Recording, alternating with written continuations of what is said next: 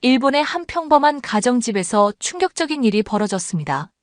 평범했던 저녁 식사가 한순간에 가족의 운명을 뒤흔들 사건의 시작이 될 줄은 누구도 예상하지 못했습니다. 식사가 끝날 무렵 아들 켄타가 조심스럽지만 단호한 목소리로 한마디를 내뱉었습니다. 그 말을 듣고 아버지는 크게 화를 내시고 어머니는 두 손으로 입을 틀어막은 채 눈물을 머금고 아들을 바라볼 뿐이었습니다. 도대체 아들 켄타는 무슨 발언을 한 걸까요? 지금부터 그 이야기를 들어보도록 하겠습니다. 사연을 시작하기 전 여러분들의 구독과 좋아요는 영상 제작에 아주 큰 힘이 됩니다. 그럼 오늘의 사연 시작하겠습니다. 안녕하세요. 저는 전직 NHK 경제부 기자였으며 지금은 프리랜서 칼럼니스트로 일하고 있는 오노 료스케라고 합니다. 저는 한때 일본 경제가 세계 최고라는 자부심으로 가득 찬 사람이었습니다. 특히 한국 경제의 성장을 단순한 운과 일본의 모방에 불과하다고 여겼어요. 그런데 제 생각이 완전히 바뀌게 된 충격적인 사건이 있었습니다. 도쿄 시내 점심시간이 지난 오후였죠.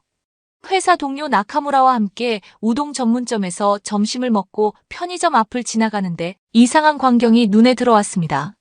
수십 명의 직장인들이 도시락 코너 앞에서 서성이고 있었어요.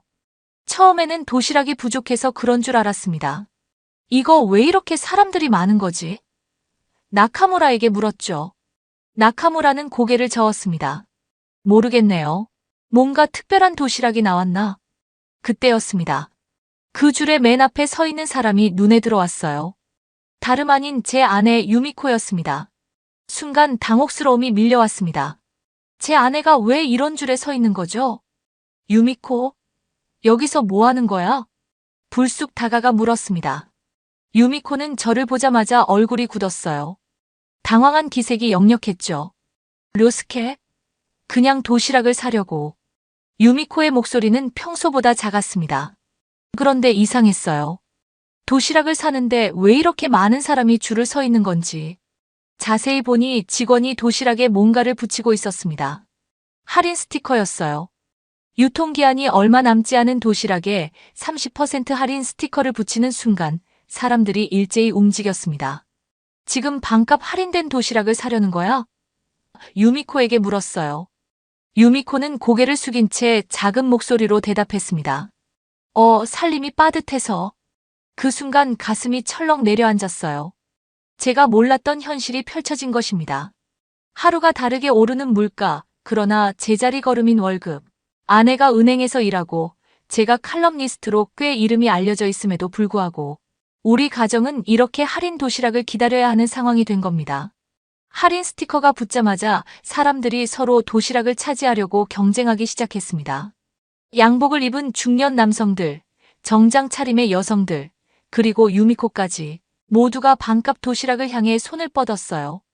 유미코는 몇 초의 망설임 끝에 칼에 도시락 2개를 집어들었습니다.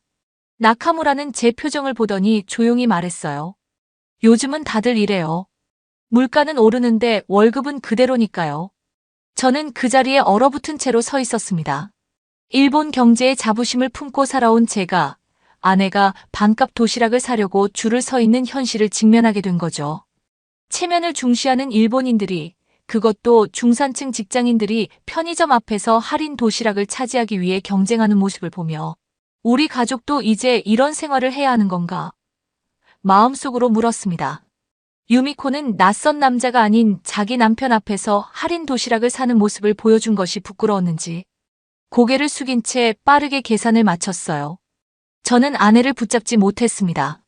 무슨 말을 해야 할지 몰랐으니까요. 그날 저녁 유미코가 차려놓은 식탁에는 그 할인 도시락이 놓여 있었습니다. 저는 아무 말도 할 수 없었어요. 일본 경제의 자부심을 강조했던 저의 글들이 머릿속을 스쳐 지나갔습니다. 과연 내가 현실을 제대로 보고 있었던 걸까요? 그날 밤 저는 아내의 할인 도시락을 앞에 두고 오랫동안 생각에 잠겼습니다. 제가 NHK 경제부 기자로 일할 때 얼마나 많은 기사와 칼럼을 통해 일본 경제의 우수성을 강조해왔는지 떠올랐죠. 한국을 비롯한 다른 아시아 국가들이 일본 경제 시스템을 모방하는 것에 불과하다는 글도 여러 번 썼습니다. 그게 제 신념이었어요. 일본 경제 시스템은 아시아에서 가장 강력하고 안정적인 모델이다. 이 문장으로 시작되는 제 칼럼이 전국 일간지에 실렸을 때 얼마나 자부심을 느꼈는지 모릅니다. 하지만 편의점 앞에서 본 현실은 제 신념과 너무 달랐습니다. 다음 날 아침, 저는 연구실을 정리하다가 오래된 경제 자료들을 발견했어요. 1995년과 2023년의 경제 데이터를 비교한 보고서였습니다. 눈을 의심할 수밖에 없었죠. 일본의 평균 실질 임금은 1995년 457만 엔에서 2023년 458만 엔으로 거의 30년 동안 단 1만 엔밖에 오르지 않았습니다. 물가 상승률을 고려하면 실질적으로는 오히려 하락한 거나 다름없었어요. GDP 세계 순위도 2위에서 4위로 떨어졌습니다. 독일에 추월당한 것이죠. 청년 취업률도 1995년 90%에서 2023년 78%로 감소했고 비정규직은 오히려 증가했습니다. 더 충격적인 것은 기업 R&D 투자 비율이었어요. 일본은 3.2%인데 반해 한국은 4.8%로 한국이 미래에 더 많은 투자를 하고 있었습니다. 이건 단순한 통계 조작이겠지. 자료를 앞에 두고 혼잣말을 했지만 마음 한구석에서는 불안함이 커져갔습니다. 진실을 확인하기 위해 저는 일본 대기업 연구 전문가이자 도쿄 경제대학 경영학 교수인 가와모토를 만나기로 했습니다. 가와모토 교수는 일본 재계에서 가장 영향력 있는 학자 중 한 명이었죠. 대학 연구실에서 가와모토 교수를 만났습니다. 그는 언제나처럼 단정한 차림이었지만 얼굴에는 피로감이 역력했어요. 가와모토 교수님, 이런 데이터들이 사실인가요? 제가 보기에는 일본 경제는 일시적인 침체일 뿐이고 일본 기업들은 여전히 아시아 최강이 아닙니까? 제 질문에 가와모토 교수는 깊은 한숨을 내쉬며 고개를 저었습니다.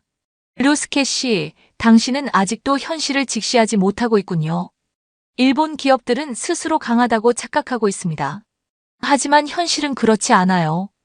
그의 말에 반박하려 했지만 그는 이어서 말했습니다. 연공서열, 관료주의, 느린 의사결정. 이것들이 일본 기업들을 망가뜨리고 있어요. 한국 기업들은 5년 뒤를 보고 투자하지만 일본 기업들은 20년 전 방식을 고집하고 있습니다. 저는 당황했습니다. 하지만 교수님, 일본의 기술력은 여전히 세계 최고 수준이잖아요. 가와모토 교수는 책상 서랍에서 또 다른 자료를 꺼냈습니다. 일본과 한국의 주요 산업 비교 자료였어요. 눈을 의심할 수밖에 없었습니다. 반도체 시장 점유율은 일본이 1990년대 50%에서 2023년에는 10%로 급감했고, 배터리 시장에서는 일본이 20%에서 7%로 떨어진 반면, 한국은 무려 50%를 차지하고 있었어요. 전기차 수출량도 일본은 3위에서 5위로 밀려났고, 한국이 3위로 올라섰습니다. 시가총액 500대 기업 중 일본 기업 비율도 1990년 32%에서 2023년 7%로 급감했어요. 저는 한동안 말을 잇지 못했습니다. 가와모토 교수는 저를 진지하게 바라보며 말했습니다.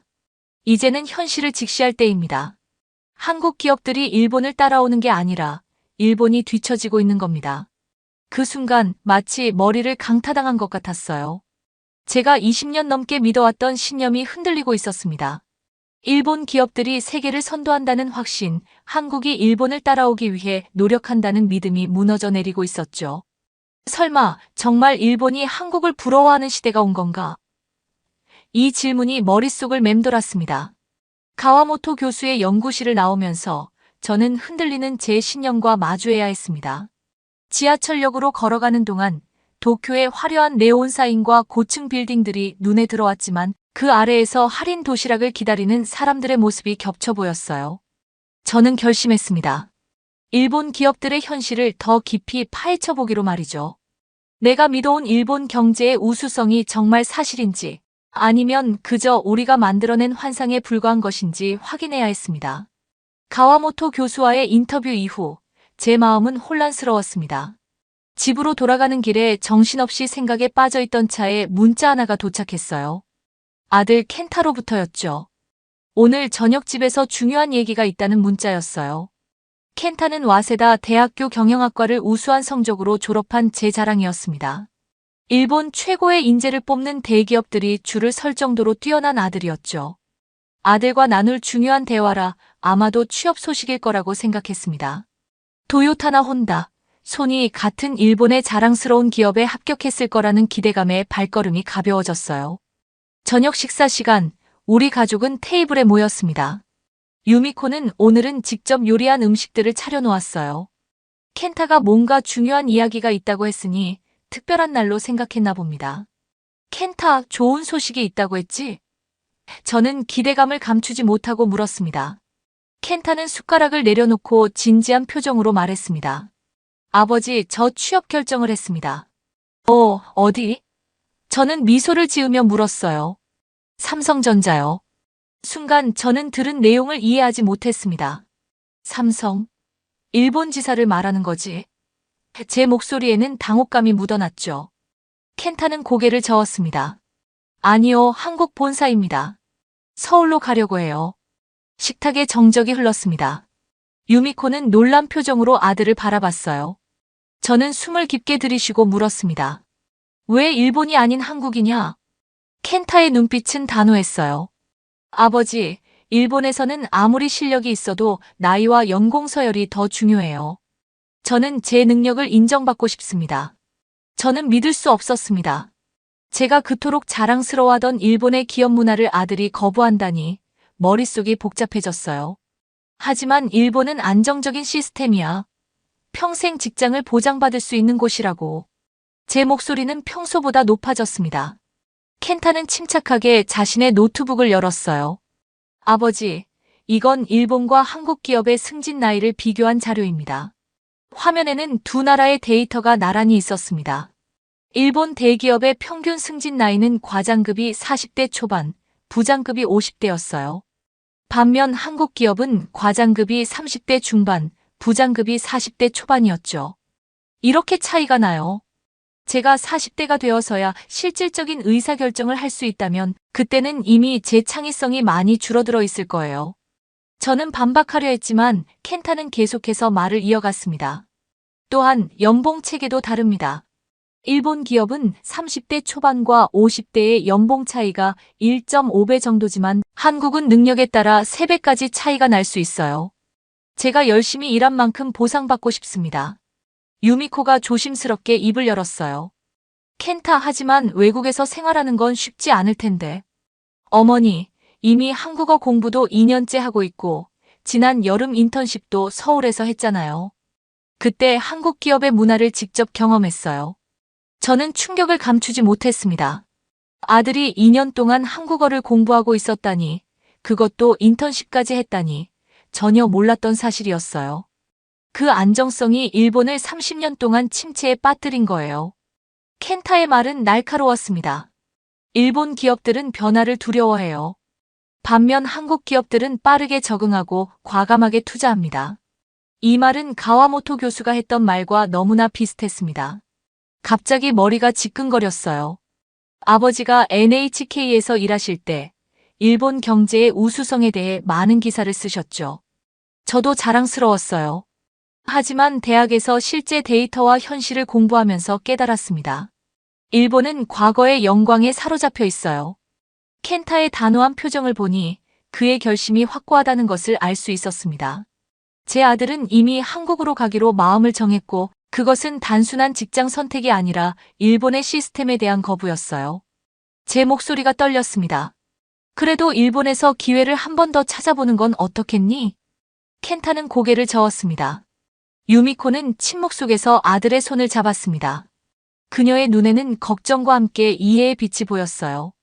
저는 그 순간 처음으로 일본 기업 시스템이 청년들에게 얼마나 절망적일 수 있는지 깨닫기 시작했습니다.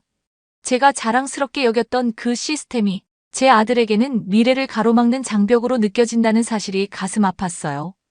켄타의 눈빛에서 결심을 읽었습니다. 그리고 그 눈빛은 어쩌면 일본의 미래를 보는 창문일지도 모른다는 생각이 들었어요. 켄타와의 대화 이후 저는 며칠 동안 잠을 이루지 못했습니다. 아들의 결정이 충격적이었지만 그보다 더 큰 충격은 제가 그동안 현실을 외면해왔다는 사실이었죠. 저는 결심했습니다. 일본 대기업의 현실을 직접 파헤쳐보기로 말입니다. 다음 날 저는 옛 선배인 다나카 히로시에게 연락했어요. 그는 현재 일본 최대 전자기업 중 하나의 전략기획부 이사로 일하고 있었습니다. 료스케, 오랜만이군. 무슨 일로 연락했나? 다나카는 전화기 너머로 물었습니다. 일본 대기업의 현재 상황에 대해 알고 싶어서요. 솔직한 이야기를 듣고 싶습니다. 다나카는 잠시 침묵했다가 말했어요. 식사라도 하면서 이야기하자. 우리는 긴자의 한 조용한 레스토랑에서 만났습니다. 그는 한숨을 쉬며 이야기를 시작했죠. 솔직히 말하면 우리 회사를 포함한 대부분의 일본 대기업들은 심각한 위기에 처해 있어. 한국, 중국, 그리고 미국의 기업들에게 시장을 빼앗기고 있지. 왜 그런 거죠? 우리는 세계 최고의 품질과 기술을 자랑했잖아요. 다나카는 쓰게 웃었습니다. 그건 20년 전 이야기야. 지금 일본 기업들은 변화에 적응하지 못하고 있어. 그는 일본 대기업의 세 가지 근본적인 문제점을 설명해 주었어요. 첫째, 종신고용제야. 한때는 일본의 자랑이었지만 지금은 족쇄가 됐어. 회사는 성과가 좋지 않은 직원도 해고할 수 없고 젊은 인재들은 기회를 얻지 못해. 평균 연령이 점점 높아지는데 새로운 아이디어는 줄어들고 있지. 저는 충격을 받으며 물었습니다. 정말 그렇게 심각한가요? 우리 회사의 평균 연령은 45세야. 30대 미만 직원 비율은 15%에 불과해. 반면 삼성전자는 평균 연령이 36세이고 30대 미만이 40%를 차지하고 있어. 다나카는 두 번째 문제점으로 넘어갔습니다. 둘째는 연공 서열 시스템이야. 아무리 뛰어난 인재라도 일본 기업에서는 나이와 근속 연수가 가장 중요하지. 20대 후반의 천재 엔지니어가 있어도 50대 평범한 관리자의 지시를 따라야 해. 저는 켄타의 말이 생각났습니다.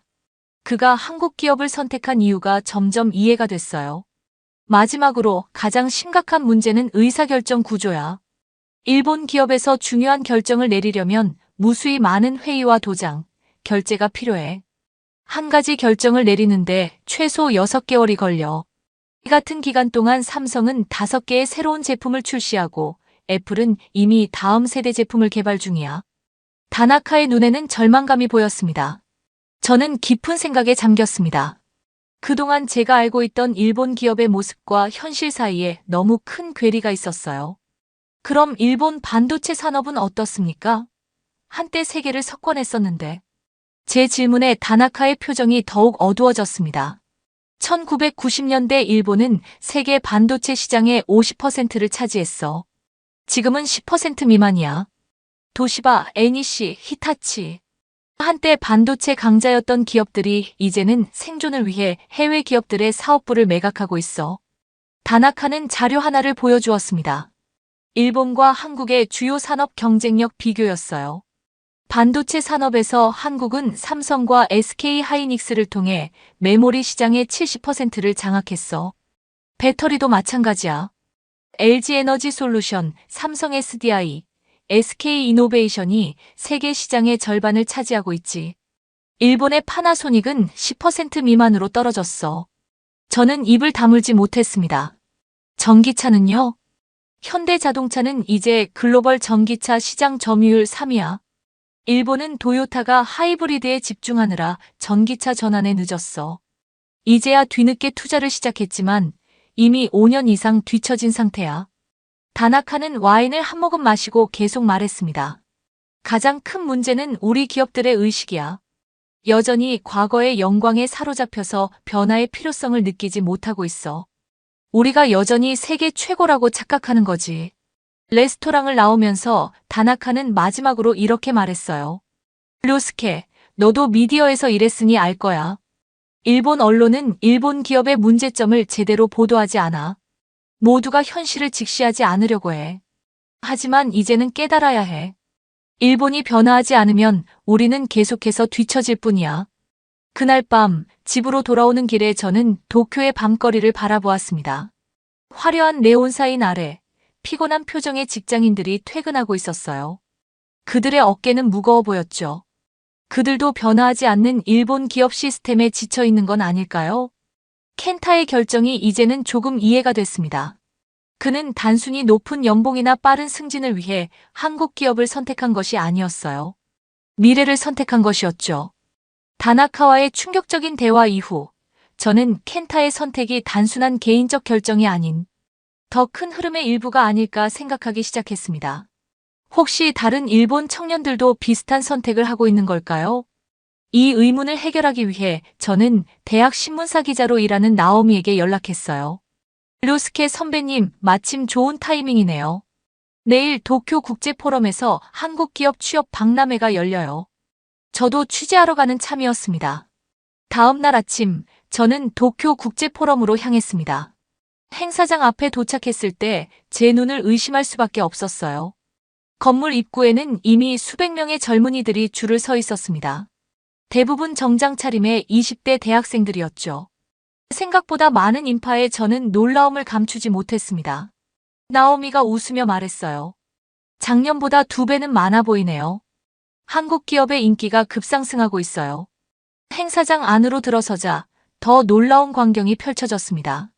삼성, LG, 현대, SK 등 한국 대기업 부스는 사람들로 북적였어요.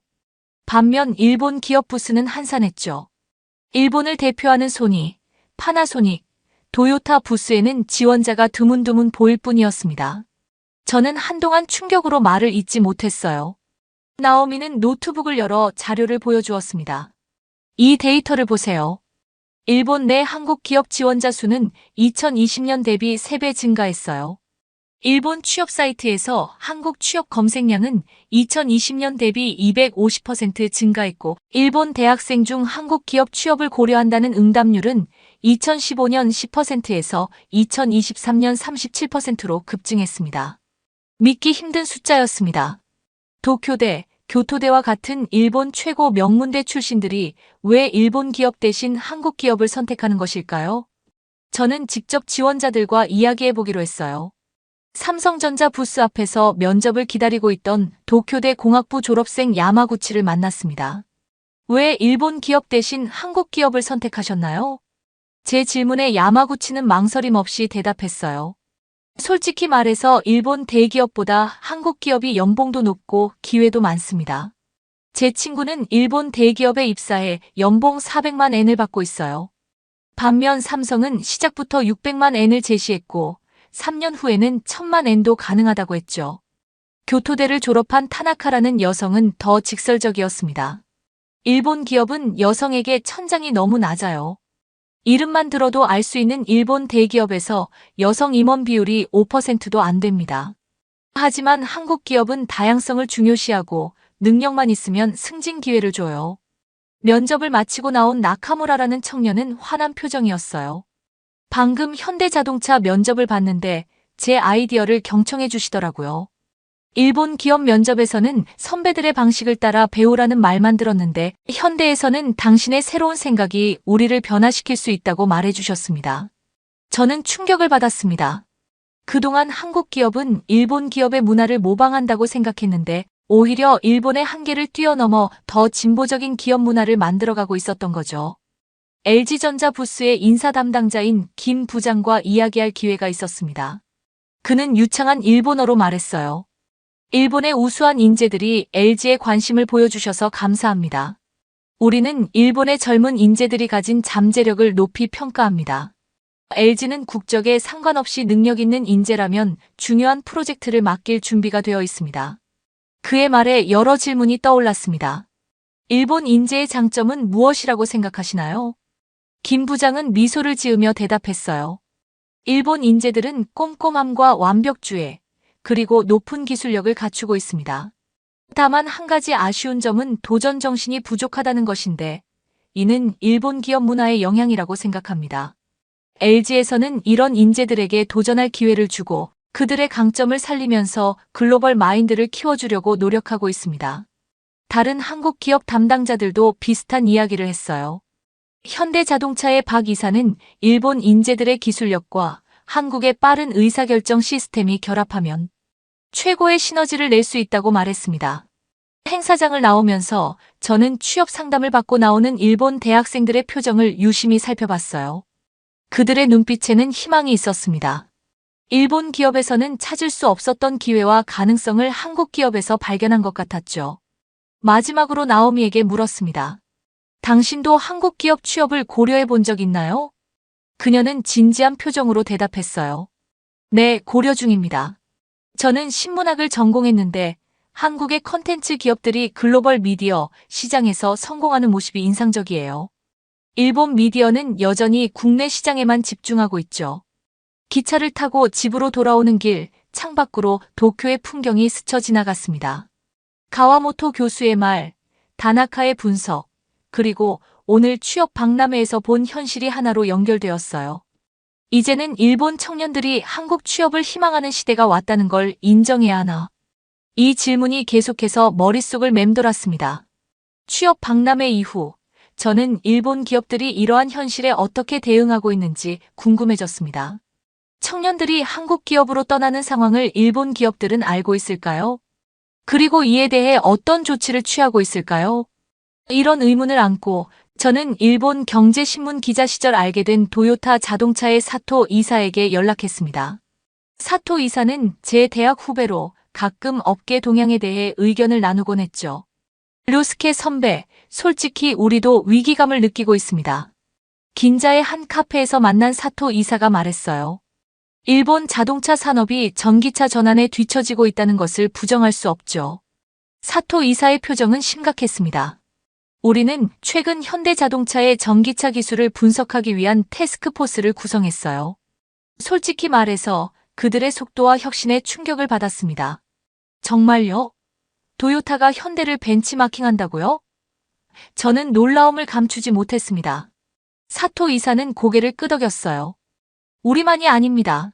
일본 굴지의 전자회사들도 삼성과 LG의 배터리 기술, 제품 개발 프로세스를 연구하고 있어요. 심지어 몇몇 기업은 한국식 경영 시스템을 도입하려는 움직임도 보이고 있죠. 이건 정말 놀라운 변화였습니다. 제가 NHK 기자로 일할 때만 해도 일본 기업들은 한국 기업을 모방자로 여겼어요. 기술을 따라하는 후발주자라고 무시했죠. 그런데 이제는 상황이 완전히 뒤바뀐 겁니다. 일본 기업들의 구체적인 변화는 어떤 것들이 있나요? 제 질문에 사토 이사는 한숨을 내쉬었습니다. 몇몇 대기업들이 연공서열 시스템을 완화하고 성과 중심 보상 체계를 도입하려고 시도하고 있어요. 또한 의사결정 과정을 간소화하고 젊은 인재들에게 더 많은 기회를 주기 위한 노력도 있습니다. 그러나 사토 이사의 표정은 밝지 않았어요. 하지만 솔직히 말하면 변화의 속도가 너무 느립니다. 우리가 지금까지 해온 방식이 옳다는 고집을 버리지 못하는 경영진들이 많아요. 특히 50대 이상의 임원들은 변화의 필요성을 제대로 인식하지 못하고 있습니다. 사토 이사는 휴대폰을 꺼내 자료 하나를 보여주었어요. 일본의 주요 기업들이 한국 기업과 협업을 모색하는 현황이었습니다. 파나소닉은 LG에너지 솔루션과 배터리 기술 협력을 논의 중이고 닛산은 현대와 전기차 플랫폼에 관한 파트너십을 검토하고 있어요. 소니는 삼성의 반도체 설계 역량을 벤치마킹하기 위한 연구를 진행하고 있고요. 저는 이 자료를 보며 깊은 생각에 잠겼습니다. 20년 전만 해도 상상할 수 없었던 변화였어요. 사토 이사, 솔직히 말해주세요. 일본 기업들이 한국 기업을 따라잡을 수 있을까요? 그는 잠시 생각한 후 조심스럽게 대답했습니다. 지금의 변화 속도로는 어렵다고 봅니다. 한국 기업들은 이미 글로벌 시장에서 주도권을 잡았고 변화에 대한 두려움 없이 과감하게 투자하고 있어요. 반면 우리는 여전히 과거의 성공 방식을 고수하려는 경향이 강합니다. 사토 이사와 헤어진 후 저는 아키하바라 전자상가를 둘러보기로 했습니다. 한때 일본 가전제품으로 가득 찼던 이곳은 이제 삼성과 LG의 제품들이 눈에 띄게 많아졌어요. 대형 TV 코너에는 LG의 올레드 TV가 중앙에 전시되어 있었고 스마트폰 매장에는 삼성 갤럭시 시리즈가 애플 아이폰과 함께 주요 제품으로 진열되어 있었습니다. 한 가전 매장 직원에게 물었어요. 요즘 한국 제품들이 인기가 많은가요? 직원은 고개를 끄덕였습니다. 네, 특히 TV와 냉장고는 한국 제품을 찾는 고객이 많아요.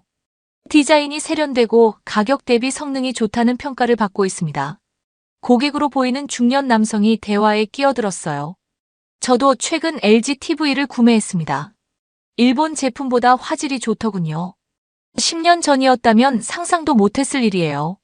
아키하바라를 나와 기차를 타고 가는 동안 제 머릿속에는 복잡한 생각들이 맴돌았습니다. 일본 기업들이 한국 기업을 벤치마킹하고 일본 소비자들이 한국 제품을 선호하며 일본 청년들이 한국 취업을 꿈꾸는 시대가 온 것입니다. 정말 일본이 한국을 배우는 시대가 온 것인가? 창밖으로 지나가는 도쿄의 풍경을 바라보며 저는 이 변화의 의미를 곱씹었습니다. 과거 일본이 세계를 이끌던 시절, 모든 나라가 일본을 배우려 했습니다. 그런데 이제는 일본이 한국을 배워야 하는 상황이 된 것이죠. 이 현실을 인정하기는 쉽지 않았습니다. 하지만 더는 외면할 수도 없었어요. 제가 그동안 믿어왔던 일본 우월론은 이제 현실과 너무 동떨어진 환상에 불과했습니다. 집에 도착하자 켄타가 짐을 정리하고 있었어요. 다음 주면 서울로 떠나는 그를 보며 이제야 그의 선택이 단순한 반항이 아니라 현명한 결정이었음을 이해하게 되었습니다. 켄타가 서울로 떠난 지 일주일이 지났습니다. 제가 발견한 모든 충격적인 현실을 정리할 시간이 필요했어요. 더 이상 이 현실을 부정할 수 없다는 것을 알았습니다. 이제 저는 결심했습니다. 제가 그동안 쓴 일본 경제 우월론에 대한 기사들을 다시 돌아보고 진실된 현실을 전달해야겠다고 말이죠. 어느 아침 TV를 켰을 때 저는 NHK에서 한국 경제 성공 사례 다큐멘터리가 방영되는 것을 보고 충격을 받았습니다. 일본의 공영방송에서 한국 기업의 혁신을 집중 조명하다니 상상할 수 없었던 일이었죠. 삼성전자의 글로벌 전략, 현대자동차의 전기차 혁신, 한국 배터리 산업의 세계 지배력 등의 주제가 심도 있게 다뤄졌어요. 더 놀라운 것은 일본의 저명한 경제학자들이 출연해 한국 기업의 장점을 분석하는 모습이었습니다. 한국 기업들이 성공한 이유는 과감한 투자와 빠른 의사결정 시스템에 있습니다. 일본은 이제 한국으로부터 배워야 합니다. 도쿄대학교 경제학 교수의 이 발언에 저는 충격을 받았습니다. 이제는 학계에서도 공개적으로 일본이 한국을 배워야 한다고 말하는 시대가 된 것입니다. 다음 날 NHK 본사를 방문했을 때 더 놀라운 사실을 알게 되었어요. 경제부의 한국 전담팀이 신설되었다는 것이었습니다. 모리 부장의 말이 가슴에 박혔어요. 이제는 일본이 한국을 연구하는 시대가 왔어. 자존심 때문에 현실을 외면하면 우리는 영원히 뒤처질 뿐이야. 도쿄의 대형 서점에 들렀을 때 경제 서적 코너의 베스트셀러 섹션은 한국 기업에서 배우는 혁신 전략, 삼성의 성공 비결과 같은 책들로 가득했습니다. 일본인들이 한국의 경영 방식을 열심히 배우고 있다는 증거였어요. 그날 저녁 서울에서 근무 중인 켄타에게서 전화가 왔습니다. 그의 목소리는 활기차고 자신감에 넘쳤어요. 아버지, 정말 놀라운 경험을 하고 있어요. 첫날부터 제 의견을 중요하게 다뤄주고 실제 프로젝트에 반영해 주었어요. 일본에서는 상상도 못할 일이죠. 그날 밤 저는 제 노트북을 열고 새로운 칼럼을 쓰기 시작했습니다. 제목은 일본이 변화하지 않으면 한국을 따라잡을 수 없다였어요. 20년 동안 일본 경제의 우수성만을 강조해온 제가 이제는 다른 이야기를 하고 있었습니다. 일본이 한국을 평가하던 시대는 끝났다. 이제는 일본이 한국을 연구하는 시대가 됐다. 이 문장을 쓰면서 저는 눈물이 흐르는 것을 느꼈습니다. 그것은 자존심의 상처 때문만이 아니었어요. 그동안 현실을 직시하지 못했던 제 자신에 대한 반성이었고 동시에 변화의 가능성을 발견한 희망의 눈물이기도 했습니다. 창밖으로 도쿄의 밤하늘을 바라보며 저는 생각했습니다. 우리가 자만하지 않고 겸손하게 배운다면 일본도 다시 세계를 선도할 수 있을 것입니다. 위대했던 일본의 역사는 이제 새로운 페이지를 써야 할 때가 왔습니다. 켄타에게 메시지를 보냈습니다. 내 선택이 옳았다. 한국에서 배운 것을 언젠가 일본의 변화를 위해 써주길 바란다. 메시지를 보내고 나서 저는 오랜만에 마음의 평화를 느꼈습니다. 변화를 거부하는 것은 성장을 멈추는 것과 같습니다.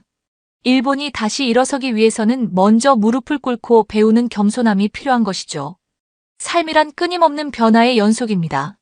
30년 전 세계가 일본을 배우던 시대가 있었고 지금은 일본이 한국을 배우는 시대가 왔습니다. 이것이 부끄러운 일이 아니라 우리에게 주어진 소중한 기회임을 이제야 깨달았습니다. 료스케라는 한 남자의 변화는 작지만 이런 깨달음이 모여 언젠가 일본 전체의 변화를 이끌어낼 것입니다. 그것이 제가 믿는 희망이자 제 아들 켄타의 세대에게 물려주고 싶은 미래입니다. 변화를 두려워하지 말자. 배움에는 국경도 자존심도 필요 없다. 더 나은 내일을 위해 우리는 오늘 변화해야 한다. 이것이 제 칼럼의 마지막 문장이었습니다. 그리고 이것은 새로운 시작을 알리는 첫걸음이기도 했습니다. 오늘의 이야기가 마음에 와닿았다면 구독과 좋아요를 눌러주세요. 다음에도 더욱 흥미로운 이야기로 찾아뵙겠습니다. 감사합니다.